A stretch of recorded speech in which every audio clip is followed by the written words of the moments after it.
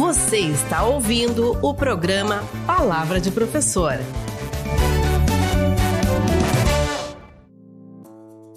Olá! Segunda-feira, 17 de novembro, inicia agora o programa Palavra de Professor, uma produção da Durga Sindical para a Rádio da Universidade 1080M. Este programa foi selecionado no edital de chamada para a seleção e veiculação de conteúdos na Rádio da Universidade em maio de 2025. Meu nome é Leandro das Neves, sou professor de Educação Física, sou formado no IPA, Instituto Porto Alegrense. A palavra do professor importa pelo seu poder de influenciar, inspirar e moldar os desenvolvimentos das pessoas e da sociedade. Na edição desta segunda-feira, 17 de novembro, o Palavra de Professor vai abordar a importância da comunicação pública em tempos de polarização no Brasil. Nossa entrevistada é a professora e pesquisadora Maria Helena Weber, titular do Programa de Pós-Graduação em Comunicação da Faculdade de Biblioteconomia e Comunicação, a Fabico-URGS. Olá, professora Maria Helena, bem-vinda ao nosso programa. Recentemente, a senhora recebeu o prêmio Beth Brandão de Comunicação Pública durante o Congresso Brasileiro da Área, realizado no último mês de outubro, em Sergipe.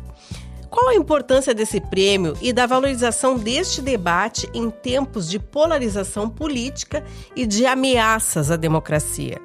Acho que receber esse prêmio foi uma honra para mim, uma honra para a própria universidade e para todas as pessoas do meu grupo de pesquisa, o Núcleo de Comunicação Pública e Política, que atua há quase 2 décadas na universidade, né?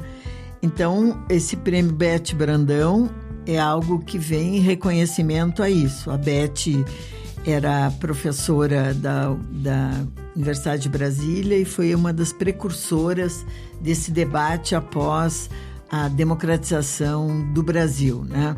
Que só se pode falar em comunicação pública numa democracia. E acho também que é um reconhecimento da produção científica, da pesquisa e que nós temos registrado, especialmente o livro Comunicação Pública e Política, que é um trabalho imenso, que reúne textos e experiências dessa área e que é um livro disponível, né? É um livro que está disponível em termos digitais. Dá para dizer que esse prêmio fomenta o debate sobre polarização política e as ameaças à democracia no Brasil? Só acirra a polarização, porque você não está falando de um processo, digamos assim, em nome do Estado, em nome, digamos, da população, mas você fala em nome do seu projeto político. Isso se pode entender um senador que faça isso, um vereador, porque ele tem um projeto político próprio, mas é inadmissível num presidente da República. E a comunicação pública, ela pode ser um agente de fortalecimento da soberania nacional, professora? A comunicação pública ela é um fortalecimento, ela é um elemento importante, considerando para a diminuição, digamos, da polarização política também. Por quê? Porque a natureza da comunicação pública, a dimensão normativa da comunicação pública tem a ver com o interesse público, ou seja, é a comunicação das democracias. Então, comunicação é o próprio sentido da democracia, o estabelecimento de relações, os discursos, os atos, né? Então, a comunicação pública ela vai caracterizar toda a produção comunicacional desses órgãos públicos, os discursos e principalmente o debate público, né? A polarização ela exclui o debate público. Então isso é bastante grave para uma democracia. Então a comunicação pública, enquanto conceito, tem a ver, digamos, com a sustentação de um tipo de comunicação que vai atender o interesse público, né? É claro que isso não é algo simples, é complexo, na medida que você vai ter políticos, governantes, pessoas em cargos diretivos, querendo promover o seu próprio projeto político, além, digamos, desse projeto que é o projeto de governo, o projeto democrático, né? Cria-se, então, o que a gente chama de um paradoxo político-comunicacional, né? E essa comunicação pública, ela é efetivamente praticada no Brasil? Quando se tem democracia, se tem comunicação pública, obviamente, né? Mas se ela atinge os princípios daquilo que se chama comunicação pública, isso a gente vai identificando com a pesquisa. Por isso que eu dizia, em alguns momentos, a projeção individual, ela quer se colocar acima, digamos, do discurso que seria um discurso de ordem pública, né? Então, todos os órgãos públicos, eles estão fazendo comunicação pública. Temos que ver se eles fazem, de fato, isso ou não. Mas, como é próprio da democracia, eles devem respeitar isso, né? Assim como a universidade pública, como a URGS e a própria assessoria de comunicação da URGS tem a definição dos princípios de comunicação pública que rege o jornal, por exemplo, né? Então, isso é fundamental. Nós temos obrigações em relação ao interesse público. Vamos ao intervalo de notícias com a jornalista Letícia Castro, direto da redação. Sancionada a lei que cria o Sistema Nacional de Educação. Foi sancionada no dia 31 de outubro o projeto de lei complementar 235 de 2019, que institui o Sistema Nacional de Educação, SNE. A medida fortalece as responsabilidades constitucionais individuais e compartilhadas da União, de estados e municípios e promove um modelo coeso de articulação e colaboração entre as esferas na elaboração, implementação, monitoramento e regulação das políticas públicas educacionais. Professores se mobilizam contra fechamento de cursos de magistério na rede municipal de Porto Alegre. Um coletivo de professores da Escola Municipal Emílio Meyer, no bairro Medianeira, divulgou em 5 de novembro um manifesto contra o fechamento do curso de magistério que existe na instituição há 24 anos. O grupo também organizou um protesto em frente ao colégio. A decisão também vai atingir a Escola Liberato Salzano, no Sarandi. As direções foram informadas em outubro de que não haverá mais ingresso de alunos. Os que estão cursando o magistério seguirão sendo atendidos e os cursos devem fechar totalmente em 2027. O Palavra de Professor desta segunda-feira, 17 de novembro, fala sobre a importância da comunicação pública. Nossa entrevistada é a professora e pesquisadora da Fabico URGS, Maria Helena Weber. Como a senhora avalia o trabalho da Empresa Brasileira de Comunicação e a sua eficiência no contexto social? Eu acho que a EBC tem um papel extremamente importante, que é... hora cumprido, hora não, né? Vai depender exatamente dos interesses envolvidos, que tem a ver, digamos, com a demarcação, com a projeção daquilo que é a cultura brasileira, com a cobertura, digamos, e com um debate público que é instaurado nos programas também. Então, isso faz com que a EBC seja diferente de qualquer outra emissora. Então, de vez em quando a gente ouve aquele absurdo, mas olha, o índice de audiência é baixo, devia ter propaganda para aumentar e tal. Isso é uma bobagem, porque ela não pode competir com uma empresa comercial, né? Esse tipo de concessões ela não faz. Então, eu acho a EBC, ela é um órgão fundamental na difusão do interesse público e ela não atende necessariamente o governo de plantão, né? Ela tem uma função que é mais do Estado, né? Ela é regida por políticas públicas. Então, ela é extremamente importante. Nós fizemos na Fabico, em 2014, 13, 14, um acordo entre a URGS e a EBC, e nós analisamos toda a programação da EBC. Então, gerou um relatório muito interessante sobre a qualidade da programação infantil, a qualidade dos programas regionais, dos programas culturais, né? Mas eu acho que há pouca divulgação disso que a EBC faz. Eu fico imaginando que acordos maravilhosos poderiam ser feitos entre a EBC e as escolas, digamos, as escolas públicas, com as crianças, a quantidade de material que eles têm para mostrar, né? Por exemplo. Professora, com toda a sua experiência em pesquisa, a senhora poderia comentar os casos exitosos em comunicação pública? Eu acho que a pandemia trouxe à tona uma experiência muito interessante, que foi tirar a universidade, os pesquisadores, dos seus casulos, dos seus gabinetes, como a gente diz.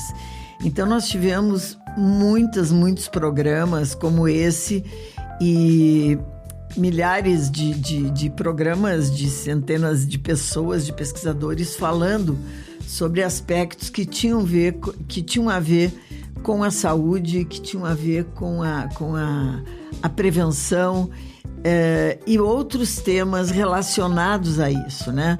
No campo da política, no campo educacional, por exemplo. Então, esse foi um exemplo extremamente interessante da universidade cumprindo esse papel público, né? Ainda em relação à pandemia, nós tivemos algo inédito, que foi o chamado consórcio de imprensa, né? Então, o governo Bolsonaro tergiversava, a imprensa não tinha acesso aos documentos, aos números, né? A todo o material necessário para orientar a população.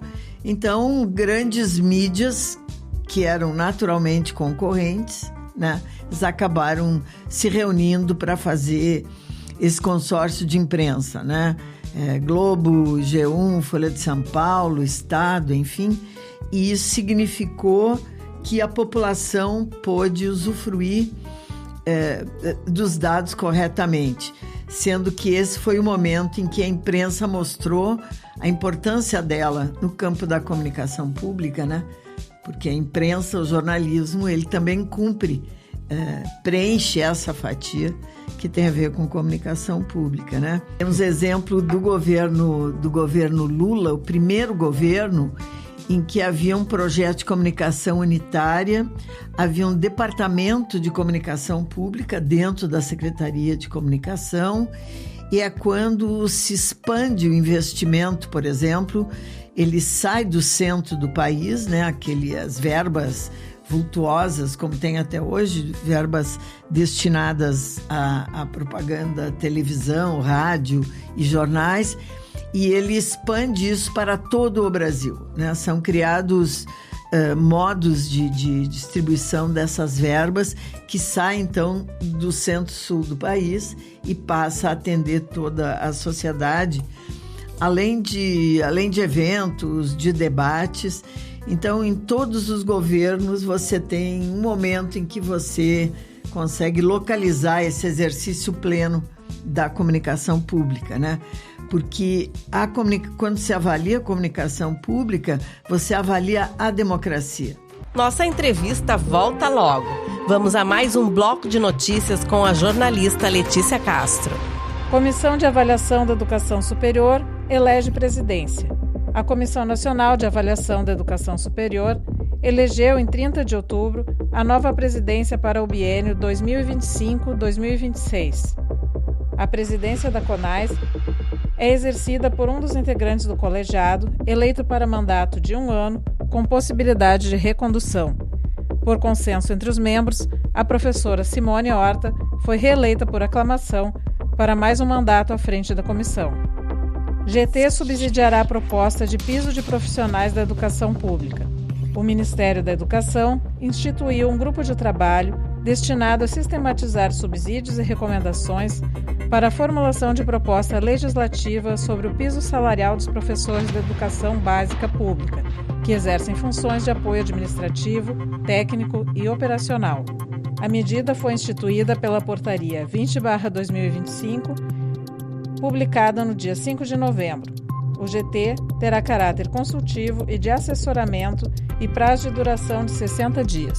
O Palavra de Professor desta segunda-feira, 17 de novembro, volta a falar sobre comunicação pública com a professora e pesquisadora da Fabico URGS, Maria Helena Weber. O livro recentemente lançado, A Imagem Pública Tecida entre Política, Mídias e Afetos, a senhora fala da complexidade da construção da imagem, dos discursos para mobilizar e atrair eleitores.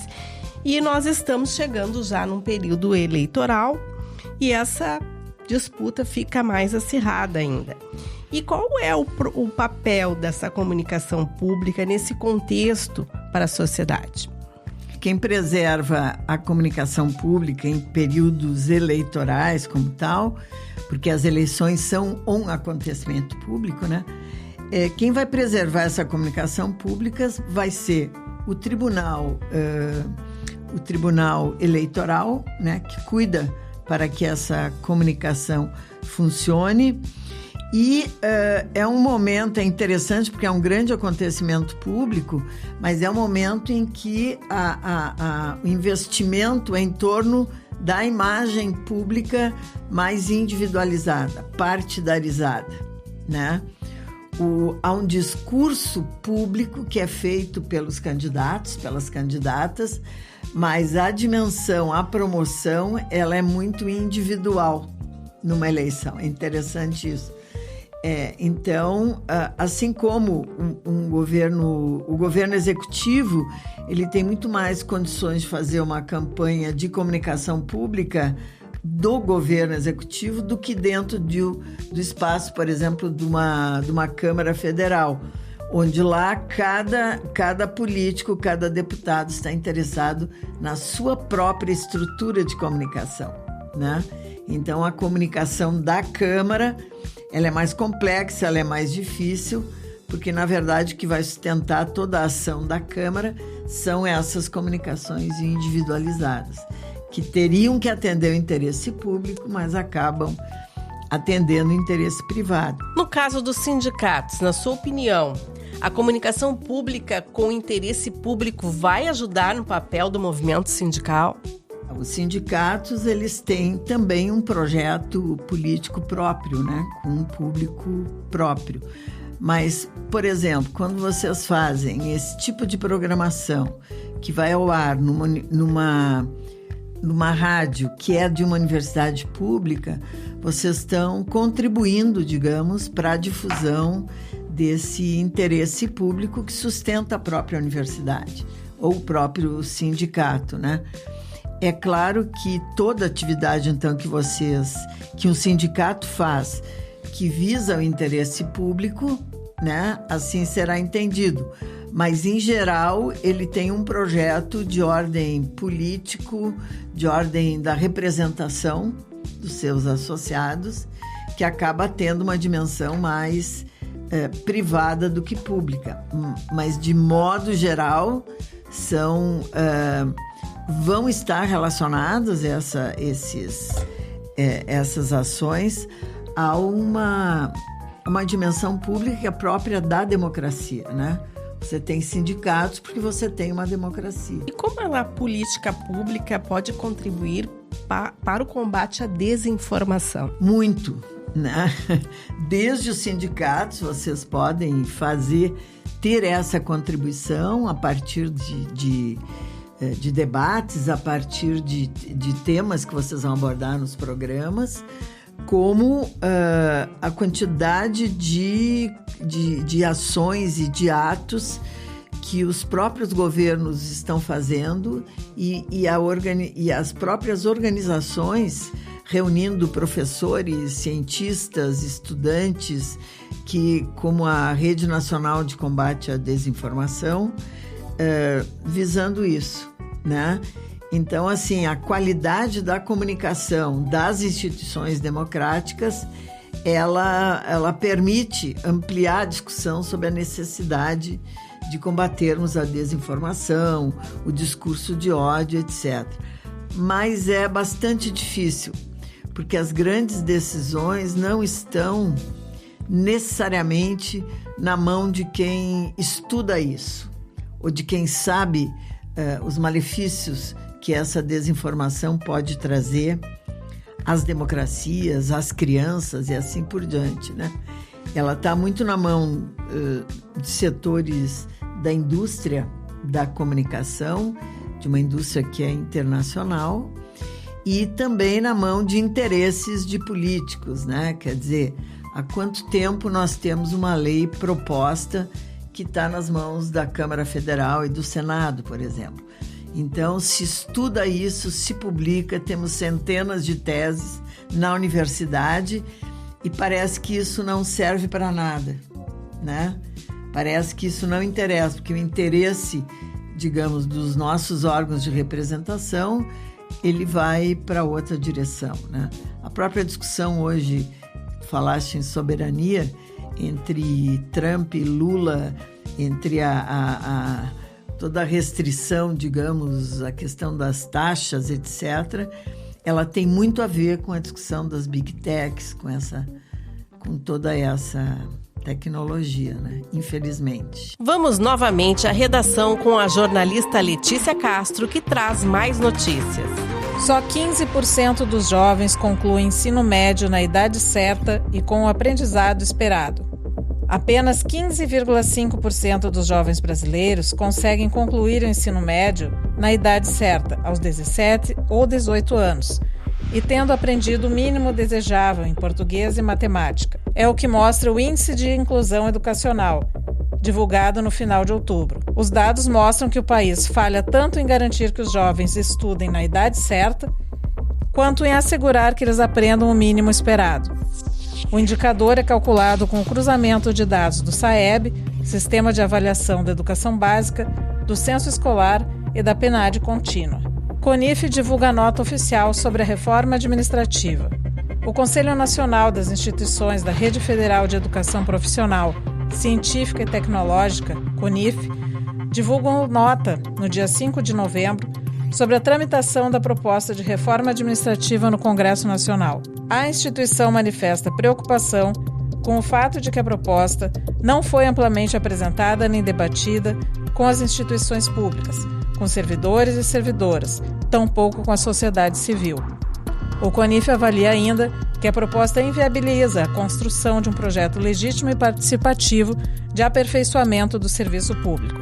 E para finalizar a nossa entrevista desta edição do Palavra de Professor, gostaríamos de ouvir a mensagem da professora Maria Helena Weber sobre a importância da comunicação pública. Para os ouvintes, seria entender que as instituições públicas têm obrigação de fazer essa comunicação que informa, que gera um debate público proveitoso, né? E para as instituições, né, como a própria URGS, é fortalecer essa comunicação pública, fortalecer esse debate que se dá através de todas essas áreas de conhecimento, né, que a gente pode ativar. Então, numa universidade, nós podemos discutir o meio ambiente, temos aí a COP30, podemos discutir, digamos, a violência contra mulheres, contra crianças, podemos discutir o aborto, podemos discutir a questão as questões econômicas e a própria comunicação. Então, não há nenhum assunto que a universidade não possa discutir. Por isso que a comunicação da universidade ela é tão importante, ela é tão poderosa, né? Obrigada pela entrevista, professora Maria Helena. Parabéns pelo Prêmio Beth Brantão de Comunicação Pública. Agora chegou o momento da Dica Cultural com a jornalista Annelise Cáceres. Quer mergulhar no universo da fotografia contemporânea? Então anote esta dica. O Centro Cultural da URGS apresenta a exposição Transparência e Opacidade 2, fotografia na Pinacoteca Barão de Santo Ângelo. Com curadoria de Alexandre Santos e Camila Schenkel, a mostra reúne obras de 20 artistas de diferentes gerações, explorando as múltiplas linguagens e sentidos da fotografia na arte contemporânea. A exposição pode ser visitada até 19 de fevereiro de 2026 na Sala Nogueira, no Centro Cultural da URGS. A entrada é gratuita e aberta à comunidade. O Palavra de Professor, uma produção da Durga Sindical para a Rádio da Universidade 1080M, fica por aqui. Até a próxima segunda-feira.